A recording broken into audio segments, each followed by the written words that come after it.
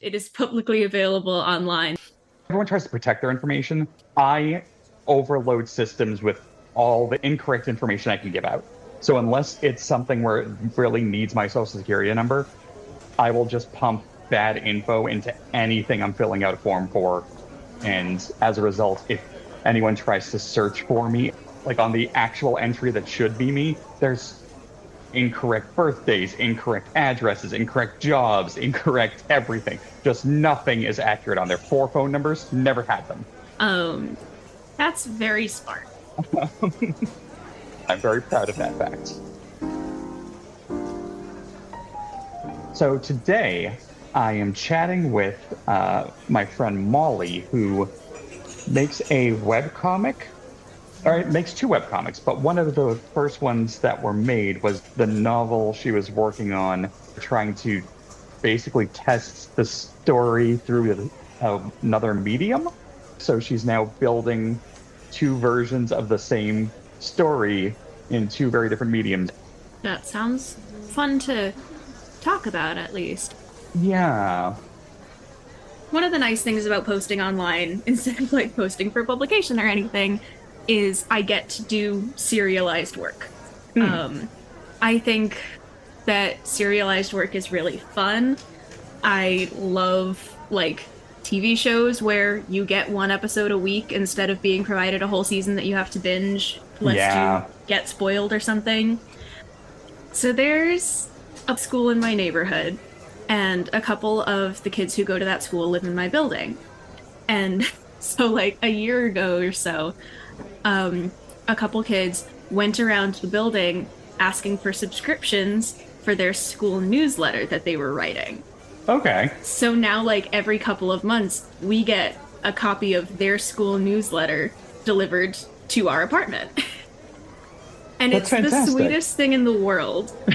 Like, there's a fashion column, and they interviewed a like government official last month, and there's recipes, and there was a serialized fiction story that had like 1 chapter per issue, and they're also sponsored by our local bookstore, which is really cute. So like the bookstore has a stack that they keep on the counter, and their logo is printed on the back, like sponsored by.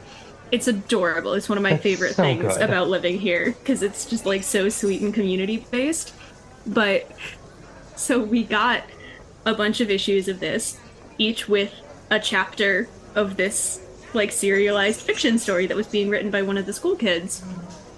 And then in our most recent issue, instead of a new chapter, it was the rest of the story can be gotten at teacher's name's classroom. And none of us go to the school.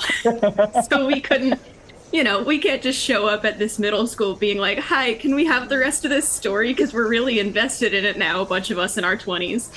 I do appreciate that the middle school has basically given you your own Reichenbach ball, where you're going to have to start a petition to get it reinstated into public distribution. We're not doing that. One of the kids is like our neighbor on this floor. Right. So my housemate was able to like text. I'm sure we're not the only ones who have gotten invested in this story. Do you think that you could print out some copies of the completed story and put them next to the newsletter at the bookshop?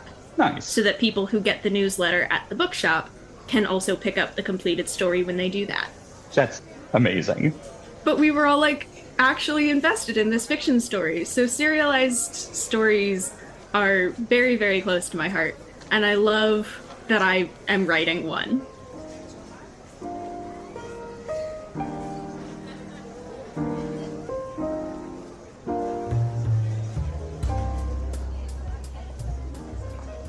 Molly, hi. Thank you for coming in. Thanks for having me. Tell me what you've been doing and like how that's going. Let's start there. Yeah, I do have different projects, webcomics and such, you know that. And one of them is a novel that I'm still trying to finish writing. So I'm kind of like making it into a comic, and I'm trying to finish it as a novel. So they are connected in that way. We haven't done a word Yeah. race on the novel stuff in a while. We got to do another one of those. Those are very helpful. I know. Yeah, I've been editing because like I've been trying to do research. I've been trying to do research about write better, and reading some books about it and made me realize some things about it. And I was like, oh no, I'm gonna have to go back and rewrite some stuff. Nope, that's pretty normal. The novel that I was working on last time we did a writing race is on hold right now because I had a friend of mine who knows me really well and does proofreading for a living. Went over my first novel and came back with some very accurate and helpful notes, but like things I hadn't spotted on my own. And now I'm like, oh, now I have to go back through this again. Yeah. Oh, I know you know that you're getting somewhere eventually. You're going to get to a good place eventually. It's growing. I know that I'm making forward progress, even though sometimes it feels like I'm going backwards because I'm having to go back and edit all this stuff. Yeah. No, it's a weird, especially novel writing. Like with illustration, at least there's a clear sense of how far off the mark you were based on your intention. Like you can see it. It's Yeah. If something doesn't fit, you're like, that obviously doesn't fit. I can either need to redraw this so it works, or I need to fix that part. And especially since you're working digitally, like that gives you a little bit more freedom. It does. But with novels, God, like there's so much more heavy lifting because any one thing you change, you have to account for so many other dominoes that might touch. Whether it knocks them over or not, you just have to know that it's there. Yes, and I want to feel confident when I do try to go to publishers. I want to feel confident that I have a good product so that when I get rejected, because I know I will, Yeah. you know, I don't know how many I'll have to go through before I get taken. So it's like, I know I'm going to have that rejection. And so I really am trying to do as much as I can to build it up before I go to that. And then, you know, so I can take a beating, basically. Yeah, I hope that, because this is kind of my baby, and I do want to have another book. It's going to be a, you know, two-part, like one book and then another one. And Gotcha. I really like hope that if they take the one, that they will take the next one, you know? I mean, they tend, once they invest on you in the first one, I understand it, which I know isn't universal. Yeah, that's typically, even if it depends on how the first one performs. I don't know. Yeah, because I haven't even written the second one. I have the notes, I have the stuff, you know. Yeah. We'll see how No, that but goes. why did you split the project into two versions? Let's start there, because that's always a very curious topic. Right. Well, I don't know how many other people have experienced it, but for me, it's so hard to get any feedback. I wanted to know. I felt like this story, Spirit of War, was really special. I felt like it was different, and I felt like I had something, and I wanted to take it further and try to really write a novel out of it. But when you don't know if anyone's actually going to like it, is anyone actually going to like this main character? Is this story going to land with anybody? Yeah. And it's like, when I can't hardly get anybody to read it and get any feedback, how am I supposed to know? And at the time, this was like back in 2019, I think. I knew another guy that was doing comics, and he was doing them on Webtoon, and he had this comic, and I really enjoyed his art and the story, and it kind of made me think like, hey, maybe if I made it into a comic, people would read it. It's a lot easier to consume. People kind of like visuals, you know? Yeah. And if they could do that, then maybe I'd get that feedback. Then maybe I'd get some people to tell me what they really thought of it, and I'd get to know if the story is as good as I think it is. Did that work? I mean, I got to see like what kind of story it was and what people liked it for, because like it is a slow type novel. It's a fantasy novel. It's not like a lot of comics tend to be very fast. They tend to be like, let's go right now. Everything's really moving. It's not, because it is sort of a novel still, you know. It's like I'm just making it into a comic, so it is kind of slow still. But people really liked it for the plot, and they really liked it for the deeper storytelling. And I think people did like Casper, the main character, and it did help me to decide, like, I like this. And some of my friends, they read some of the comic, and then they actually wanted to read. It got them interested enough to actually read some of the written story. So that was like, yay! That's good proof of concept. No, that's a really that's good. That's good validation. That's the word I wanted. Yeah, so it did help me with that. And what kind of feedback have you been getting? Has it been actionable or just like confirming? Um, it's hard because over time, it's like I started Spirit of War in 2019.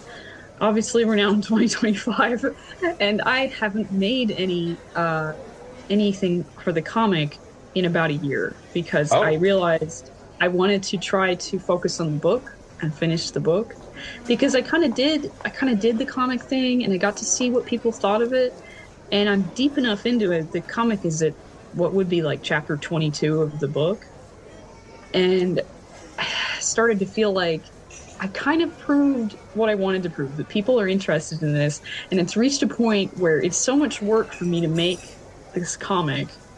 I would rather be putting that work into finishing the novel. you wrapped your novel in a piece of cheese to get the dog to eat it.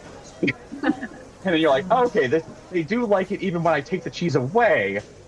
Basically, yeah, I'm love that. playing. Like I think it served its purpose in a way to see like that people liked it and it had something going. And now I'm like, I want to finish the long form because it is again, like I said, a long fantasy novel. It would take me so many years to finish it in comic form. That's I the other just, thing. I was, Comics are slower by nature, even when they are fast. yeah, it takes forever. Like the amount of time it takes me to do what would be a paragraph of the book, and then to draw it out is just like, oh gosh.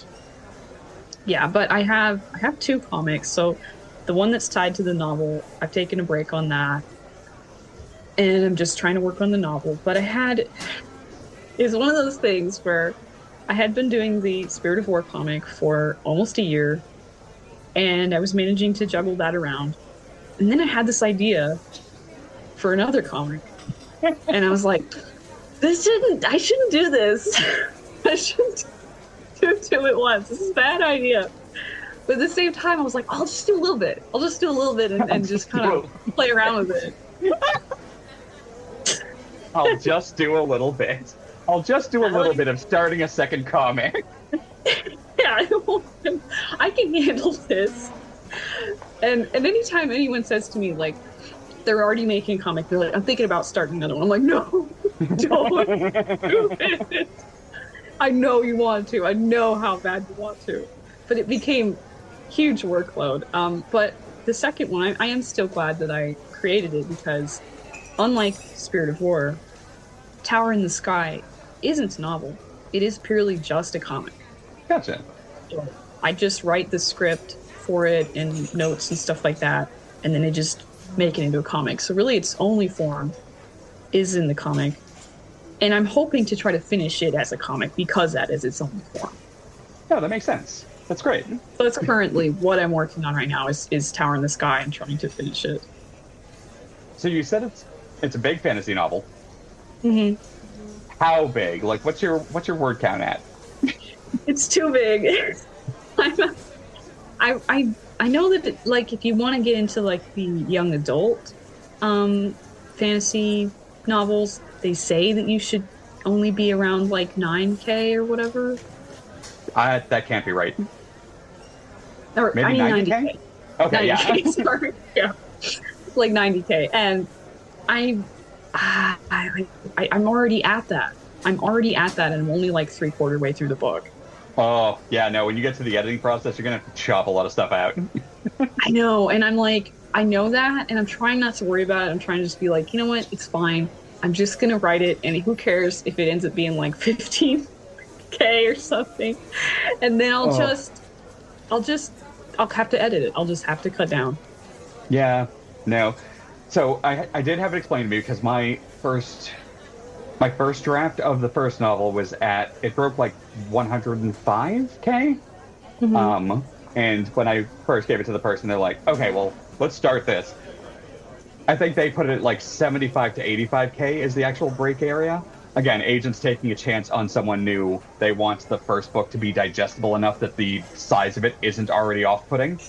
Yeah. Like Stephen King can now write a 200,000 word book because everyone just will buy it and follow. But like the first few books were like short. There's a reason the first book in the Dark Tower series is like a novella and the last one is like longer than that. Right. Yeah. And I've had people tell me like, oh, you should just like split what I'm making right now, what I consider my I novel, hate that split advice. into two. I hate that advice so much. Because it's like the characters have a character arc, and I'm Yeah. trying to get to a certain point. I can't just chop it in half. Yep. I agree with you. I hate when people think you can just like do that with that, and like you can't. You really fucking can't. Or at least without any like you'd have to really change the story or like lose any sense of integrity by leaving it on a dumb cliffhanger. Right. So it's like, I'm really just trying to tell myself, don't worry about it right now. Just finish it and then just go from there. That and from like a reader perspective, like if you bought a book and got through it and were enjoying it, and then it ended and you realized that it was part 1 of 2 and you didn't know that at the time, like you don't trust that author anymore. Like, what are you doing? I did. I just had that experience, which was like really stupid of me. But like this guy, he's another author that I recently bumped into online, and he was like, "Hey, will you read my story?" Because he was gonna. It was sort of the pre thing before he released it, you know. Like a beta kind of reader or just like a It was like I was supposed to give him a review oh okay so so that not he could have yeah reviews on Amazon or whatever he was putting it on. gotcha. And I was like, okay. And I got this story and I started reading on it, and then I'm busy or whatever, and I'm not used to reading ebooks, so I didn't see the cover anymore, and I Right. forgot that it was like part of a larger like another book and everything. So by the time I got to the end, I was like, what the hell? That is the How can that they is the get what? that is the good part of having the tangible book is if you're getting close to it, you can at least anticipate and prepare yourself for the fact that Yes. clearly you're not resolving a lot of this shit yet. I really do not read ebooks. Okay, so this I was just like, this feels really long, and in an actual book, you can always tell where you're at. And so it was sort of weird for me. I feel like it kind of skewed how I felt about the book because I didn't know what I was really getting into. I was like, oh, this is kind of like longer than I wanted it to be, And then and then it kind of cut off at the end. I'm like, what? And so it kind of left me with a kind of a bad impression. yep. Nope. I've never anytime someone's like cut it in half, I'm like, don't listen to them. Do not listen to anyone who tells you that. It's bad advice. Yeah. I went into go. I saw like not I didn't see it on Christmas, but I think in between Christmas and New Year's I went to see Wicked the movie with a friend of mine, and I had no exposure to the theater thing. Like I'd heard a lot of the songs and I knew a lot of people were into it. I hadn't read the source material, nothing. And as soon as the title comes up, I think it's open saying part 1 of 2 or something like that. And I remember resenting it so hard. But then we got to the end of the movie, and I'm like, oh, that was like it didn't cut off weird. Like that, this could be a natural stopping point for a normal story. That was okay, but I was so ready to hate the ending. Oh, I didn't. I don't know anything hardly about it. I didn't know it was part 1. Yeah, I guess they, so it is a 2-act play, which the person who was with me had seen, and they're like, yeah, it's act 1 of 2. And I'm like, oh, that makes more sense. And within play, the acts are built in to have their own, like, arcs. It's already, the logic's there, so it made sense. But I treated it like, oh, they took a thing and cut it in half. Fuck you. Yeah, well, almost any time, like when they took The Hobbit and they like made 3 movies out of it, you're just like, I don't know if you've ever seen it. There's a fantastic YouTube deep dive of like the studio meddling and like how the creators changed and kept moving things around. And I'll send you the link if you're into like those types of video essays. But it's so good at like breaking down how many stupids had to come into play to make it that bad. to me, it's just like anytime you're adding filler, because obviously The Hobbit as a book was rather small. So small. Yeah, they could have made the animated it one in like 70 minutes. It wasn't even a full-length movie. Yeah, and they're like, in order to make this into a trilogy, we're gonna have to stuff so much crap in there. I'm glad we landed on something like this so fast. That's amazing. Just, no, bad practice immediately. Fuck the hustle culture nonsense. Do not cut the book in half. Just write a book that fits the premise. Yeah, I mean, if I have to go in and make it an adult fiction book, I'll live. I don't really know what the parameters I need to look into that. Like, when does it become adult fiction? Is it just the length, or is it just the sex, or what? Yeah, it's a lot more of where the characters are. Like usually if it's a YA, it's at that point of like moving from teenager into adulthood and the main character's coping with a lot of that amongst the other chaos. So it's kind of grounded in that like coming of age is wrong because you're not really coming of age. You're like coming of trauma, I guess. And, but because it's supposed to be for an audience that is coming of age, like they want that shorter like concept. They want the characters to be a little bit more like a little less three-dimensional. I won't say more two-dimensional, but like less complexities and hard edges, so they can be easier to project upon them.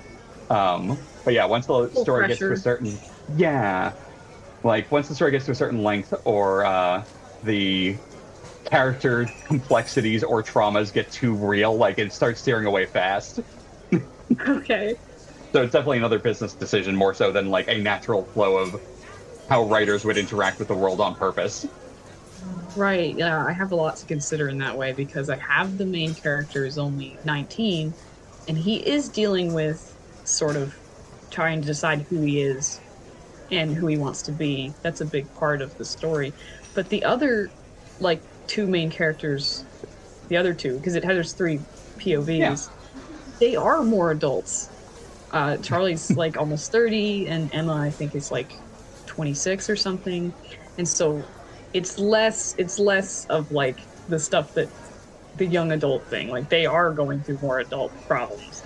Gotcha. Then yeah, you might be in a safer zone for hitting the 115K mark without panicking people. Because I know fantasy has a little bit more leeway, like because technically mine is technically science fiction, even though it's not. Mine is my first novel is such a mess. So, so it's post-apocalyptic, and any post-apocalyptic thing tends to be filed under sci-fi automatically, because you're in the future. But because of the way I've written the world, they're already in the process of rebuilding, so we've skipped the dystopian part, and now we're just in this anachronistic. So everyone's just like, I don't know where to put this on in a bookstore shelf. I don't know which shelf it goes on. I'm like, I hate that. As creatives, it's like we have all these ideas and things, but then we also have to think of how are we going to market this? Yeah. And it's like I never want to let that get in the way of my creativity, but at some point down the road, you have to consider it. Yeah, no, it's still just kind of like on the 2/3 mark, kicking water uphill. I feel that. I started writing Spirited Horror in it was like 2019 or something when I started writing it. So it's been a long time now. There's been huge periods where I wasn't working on it at all. Obviously, making comics takes a lot of time. And so I wasn't able to write the story. I have a lot of interest in stuff, but I can only really do one at a time. So if I'm working on a cosplay or sewing, that's all I'm doing for a while in my free time. Right. And if I'm doing comics, then that, right now, for the last couple of weeks, I've just been working on making some Tower in the Sky in comic form. So I haven't been writing. So it's I really can only do one at a time. Nope. I'm working on having these conversations right now instead of working on the book. Instead of doing 4 other projects. I know. I'm always thinking about the other projects I want to do, the other things I'm thinking about, and it's I will get there eventually. That idea that no, I have 50 things, and I'm trying to get one of them to stick, and I don't know which one it's going to be, so I don't know where to put my time, and I can only do. It's so hard to juggle when you have the I have so many ideas mindset. I know, yeah. A lot of my friends will say oh, I have no inspiration, or I don't have anything that I want to do right now or feeling me. And it's I have the opposite problem. I have too many things going on up here, too much inspiration, too many ideas, too many things I want to draw, make, create, and not enough time. And it's almost so maddening because I get so frustrated because I'm will I ever have enough time to do all this? Nope. No, you won't. Not even an option. Because by the time, even if you got everything on your current list of things to do done, by that point you have 15 more things. Yeah. Yeah. So how do you try to manage it, if you do at all? Or do you just let yourself flip from thing to thing of whatever has your focus at the moment? I try to kind of be disciplined. If I'm trying to do one thing, I try to get to a certain place with it. Like right now, I still think in terms of webtoon episodes because that's how I started, even though I'm also posting on other places. So right now I'm just trying to finish one episode. And if I can get that made, then I have to move on. I have a commission that I need to work on, so I'll go work on that. And if I get that done, then maybe I'll have some time for my book. So I kind of I try to take things in chunks. God, I wish I could remember. I want to say it's somebody who is doing like an anthropomorphized, like human body, but with like a normal rabbit head and a normal deer head as like the main characters. I might be misremembering this, but every illustration they started doing had those characters, and that became their artistic identity as a result. But it was the idea of like building brick by brick on one thing as opposed to just taking random bricks and throwing them places, hoping eventually they make a wall somewhere. And I'm like, Again, instead of like you have all these ideas and now you're funneling yourself down to one idea, and I don't resent anyone who goes that way for the stability, but like I can't imagine it's fulfilling at the same level. Yeah, I mean, if it makes you happy, I'll see people that get into a fandom or something, and they just do fan art in that fandom for just like years. And I'm like, I mean, if that makes you happy, like I can't do that. I could maybe do a piece for a fandom here or there, but like I love my own characters too much. I'm always going to be going back to them. Even as an artist who doesn't do, like, I don't do art of my own characters very often, but like even in fandoms, like if I had to live in one fandom, I'd be depressed. Like, right, I just did an Arcane thing. I have a Lord of the Rings one. Like, I'm just all like, I have so many different placements on the fandom spectrum of like I have pieces from all these properties and I have 24 more that I haven't gotten to yet. I think that's kind of cool though, because when you just make like one piece for a fandom, almost One Piece fandom. Sorry, what?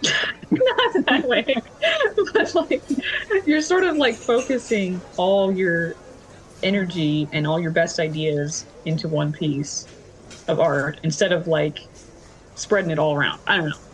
Yeah, I don't know. It feels in my head it's like bowling with the bumpers up. Like, yes, it's safer, less odds of like failure, and you might still enjoy yourself. So by all means, if that's how you want to bowl, go ahead. I can't do it. Yeah. And sometimes I'll throw the ball and it'll go into the next lane, and I'm sorry.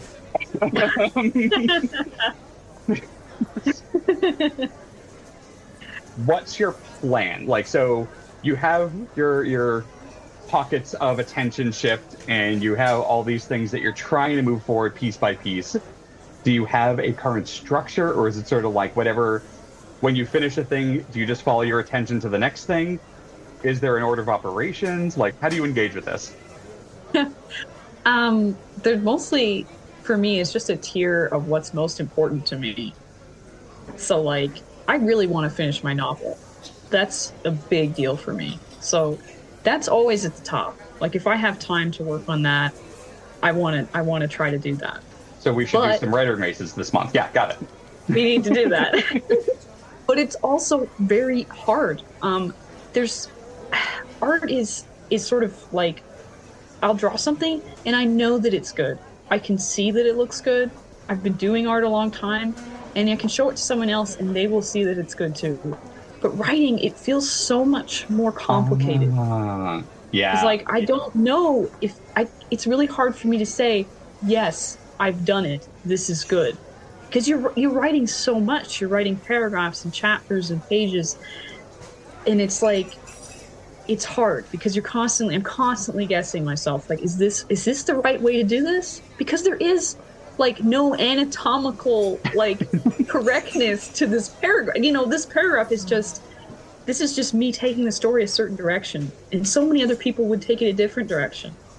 And so it's complicated, and that stresses me out. So I can't always work on the book because it's a lot of work up here. Yeah, the bandwidth of parsing it all. Like, yeah, and drawing for me is like super fun and easy. And so I have to have that too.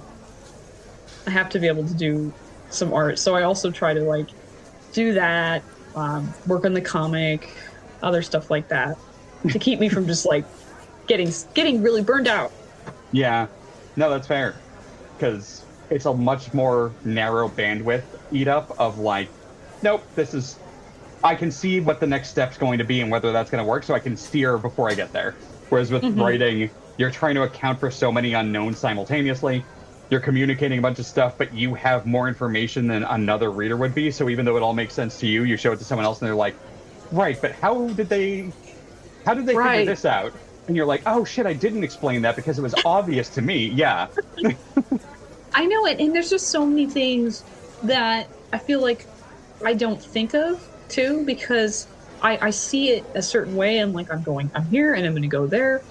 And then somebody like on Instagram or something, they like messaged me one time and they were like, oh, I can't wait for Desdemona to meet Leanna. I want to see what that interaction is going to be like. And I was like, wait, I don't think they ever meet. Yeah. I was like, oh crap. Well, then I'm like thinking, I never even thought about that. Maybe is that important? You know, and maybe I should have them meet. And it changed the way I was thinking about it. And I did change the course. I ended up having them meet. So it's like, I just feel like there's so many things that I could take this or go certain ways. And I tend to be really one-track minded. Like, here's what I'm here to do, and I'm going there. And I feel like sometimes I kind of miss out on other ideas or other ways that it could have been done. And maybe that's just life. You're just describing life now. But it's like maybe the reader would like to see this happen, but I'm just completely ignoring that. Not because I don't want to, but just because I haven't thought of it. No, but you know what? I'm going to go real meta on this and now inject a different version of doubt into your decision process, and I apologize for that, but I can't help it. The first thought I had was, oh, you robbed them of making their own fanfic of your book. Because if you had never had them meet, and that's what they're excited about, they might have decided to make a story where they did, and spin that off in a world where, like, they invented, and then that starts them down their own path, and you've taken that all away from them. I have, yeah. That's true. Nothing creates fan fiction better than disappointment. Right? But speaking of disappointments, I know you have to get going, but where can I keep tabs on these projects as they chunk their way out into reality? I think my Instagram would be my best spot because that's where I just sort of keep you updated on all my different projects. It's Tempest, Edax, Rerun. This has been fantastic. Honestly, I think this has been the most uncertain and meandering of the conversation so far, which I was worried we weren't going to get one of these. So this is good. But well, I had this whole list of notes over here, just in case. I was like prepared. Always doing homework. No, I appreciate it. And we can have another chat at some point soon, I'm sure. I hope so. Yeah, I look forward to that. But we should definitely schedule a writing race soon, because, God, I need to get back on that second book. Otherwise, all right. You take care. It was good talking to you.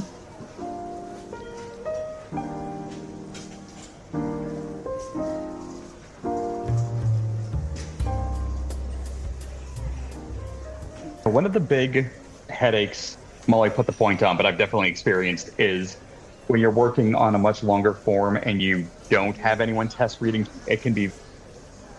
So the second novel, I got stuck at the 2/3 mark because I had a character, they are suddenly coming into the town and warning the townspeople that there are monsters essentially coming to hurt them that they need to prepare for, because all the heroic people have gone into the monster hive to deal with it directly, so no one's there to protect the actual town at the moment. But this is maybe the third time this character has shown up, and it seemed a little Deus Ex Machina. So I now had to go back and start putting more of them in the story all over the place.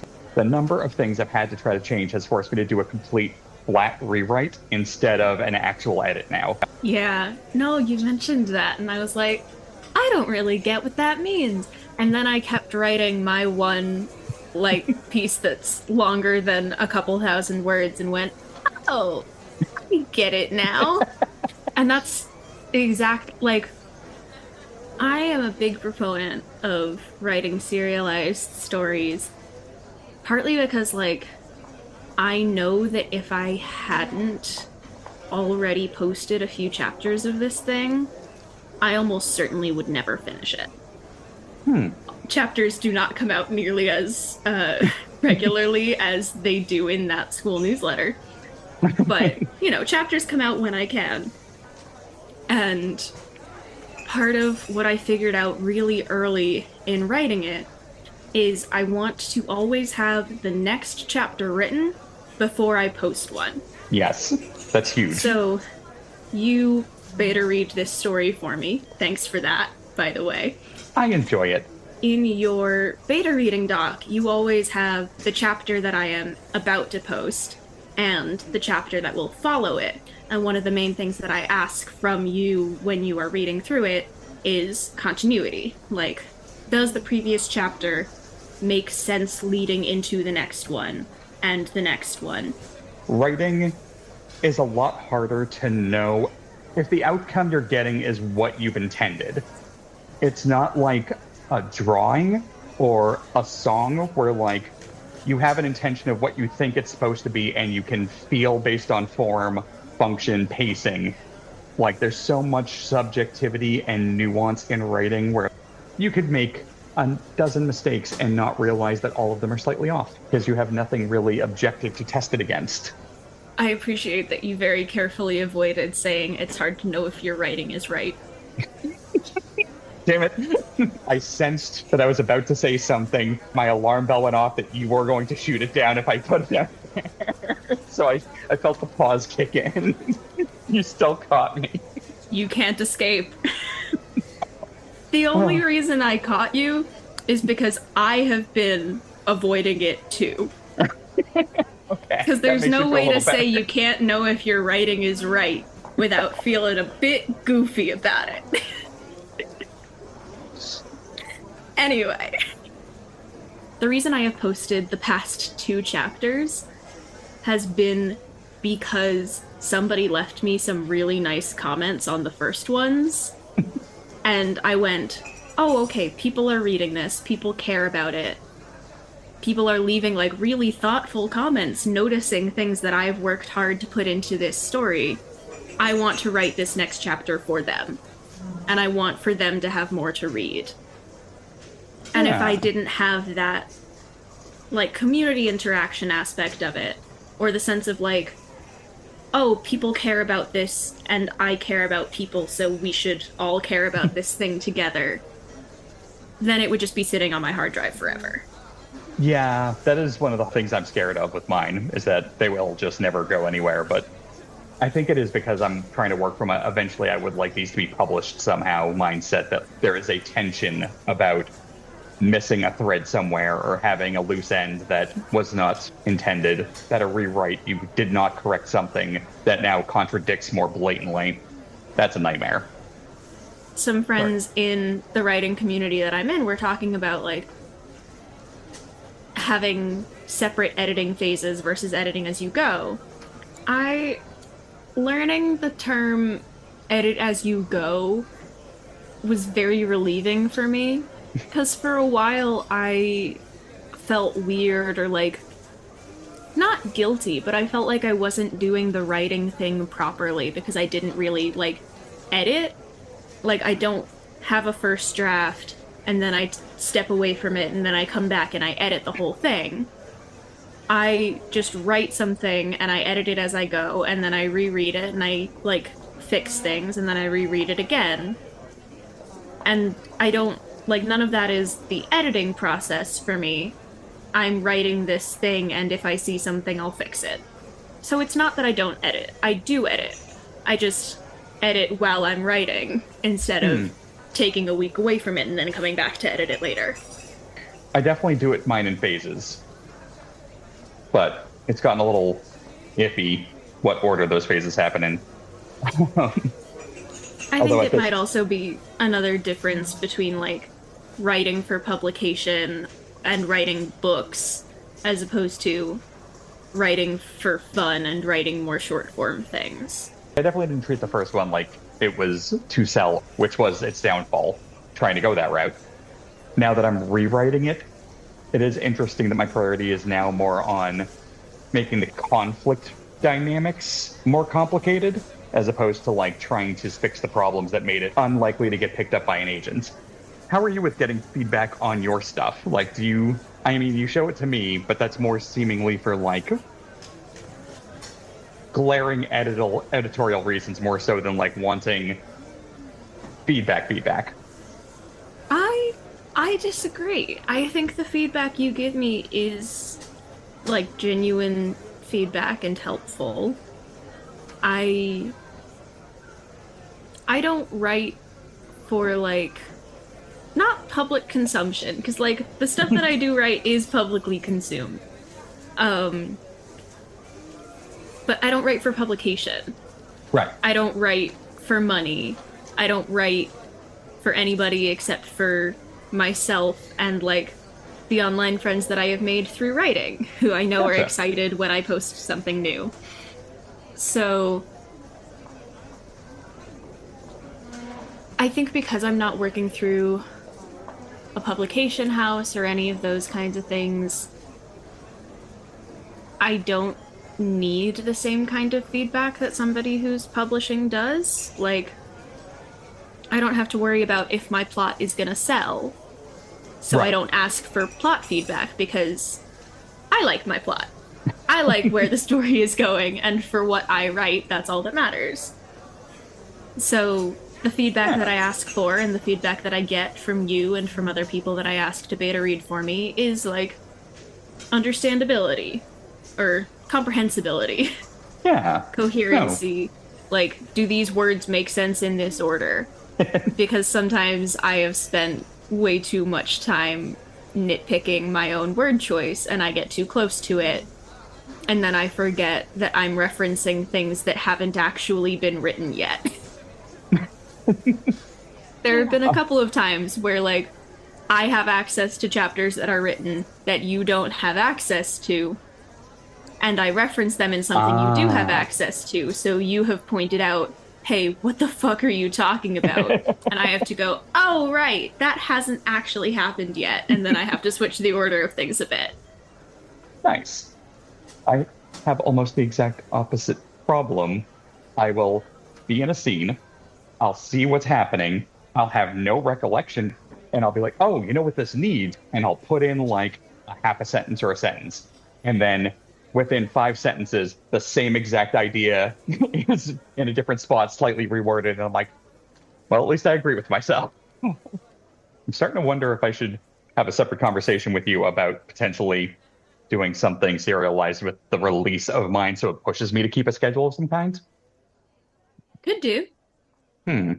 We'll talk about that later. All right.